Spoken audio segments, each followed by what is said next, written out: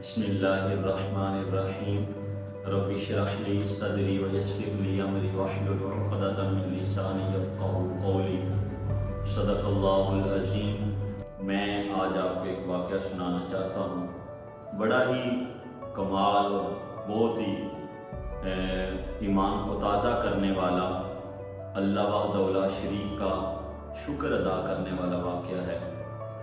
حضرت اسرائیل علیہ السلام سے ایک دفعہ اللہ تعالیٰ نے پوچھا، اے اسرائیل یہ تو بتا کہ ساری کائنات، پوری دنیا، میں نے جتنے بھی انسان ہیں، جن کے اندر روح رکھی ہے، جان رکھی ہے، تیرے ذمے لگا دیا، تو نے ان کی جان نکالنی ہے، روح نکالنی ہے، یہ تو بتا کوئی ایسا وقت بھی آیا جب تو روح نکال رہا تھا تو تجھے ترس آیا ہو کہ اللہ کرے کہ میں نہ اس کی روح نکالوں، لیکن میرا حکم تھا تو نے پورا کیا۔ حضرت اسرائیل علیہ السلام نے کہا، یا اللہ دو ایسے وقت آئے، مقام آئے کہ جب میں روح نکال رہا تھا تو مجھے بڑا ترس آیا، تو میرا دل کر رہا تھا کہ یہ تھوڑا اور زندگی پا لے۔ فرمایا کون کون سے وقت تھے؟ پوچھا، فرمایا یا اللہ ایک دفعہ وہ وقت آیا کہ جب دریا میں کشتی بہہ رہی تھی، چل رہی تھی، اچانک اس کشتی ساری ٹوٹ گئی، ایک پھٹا بس بچ گیا، اس پھٹے پر ایک عورت ہے اور اس کی گود میں چند دنوں کا بچہ ہے۔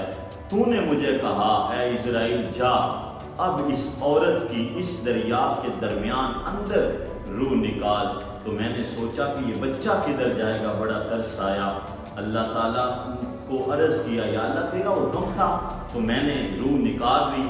ایک یہ وقت تھا اور یہ ایک وہ وقت تھا جب شداد بن عاد نے اس نے سنا تھا نبیوں سے کہ جنت اس طرح ہوتی ہے، دوزخ اس طرح ہوتی ہے، اس نے جنت بنوائی، سونے چاندی کی اینٹیں لگائیں، اس میں خوشبو، عنبر، کافی ساری خوشبوئیں وہ لگائیں کہ جنت کا پورا حلیہ اس نے تیار کیا۔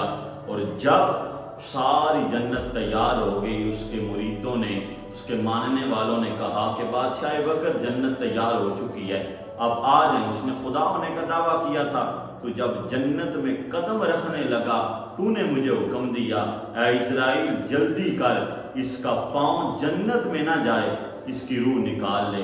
تو مجھے یہ ترس آیا کہ شاید جنت دیکھ لیتا، اتنی اس نے محنت کی ہے۔ تو میرے رب نے فرمایا اے اسرائیل یہ تیری سوچ، یہ تو نے سوچا کہ شاید اس طرح نہ ہوتا، اب رب تعالیٰ کی قدرت سن، میں اپنے رب کے کمالات سن کہ تیرے رب نے کتنا کچھ دیا، کس طرح دیا، کیسے ہوا۔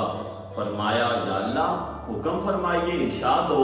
اللہ تعالیٰ نے فرمایا یہ وہی بچہ ہے جس کو تو نے دریا کے درمیان چھوڑا تھا، اس کی ماں کی روح نکالی تھی، تو میں رب نے اس کو پانی سے خشکی تک پہنچایا، پھر اس کے دودھ کا انتظام کیا، پھر اس کو پڑوان چڑھایا، چڑھتے چڑھتے پھر جوانی آئی، آج اس کو بادشاہ بننے تک میں نے اتنا کچھ ادا کیا، سب کچھ دے چکا ہوں۔ تو جب میرا شکر کرنے کی باری آئی تو اس نے خدا ہونے کا دعویٰ کر لیا، میری نہ شکری کی۔ تو اللہ تعالیٰ نے فرمایا یہ سارے معاملات تھے۔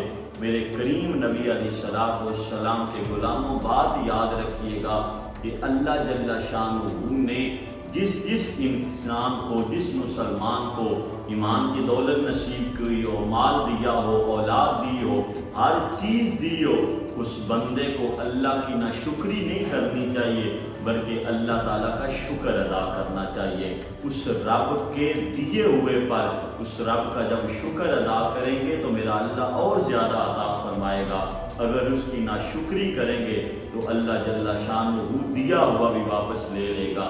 یہ واقعہ سن کر اپنے آپ کو بدلنے کی کوشش کریں۔ اللہ نے تھوڑا مال دیا پھر بھی اس کا شکر ادا کریں، اگر اللہ نے زیادہ مال دیا پھر بھی اس کا شکر ادا کریں۔ شکر کرنے والوں کو کے لیے کامیابی ہے، ان کے لیے جنت ہے، ان کے لیے اللہ وحدہ لا شریک کے کمالات، فضل، رحمت ہے۔ جو نہ شکری کرتے ہیں ان کے لیے کچھ بھی نہیں ہے۔ دعا کرتے ہیں اللہ تبارک و تعالی ہمیں اپنے رب کا صحیح معنوں میں شکر ادا کرنے کی، اس کی دی ہوئی نعمتوں کا شکر ادا کرنے کی توفیق عطا فرمائے۔ وآخر دعوانا الحمدللہ۔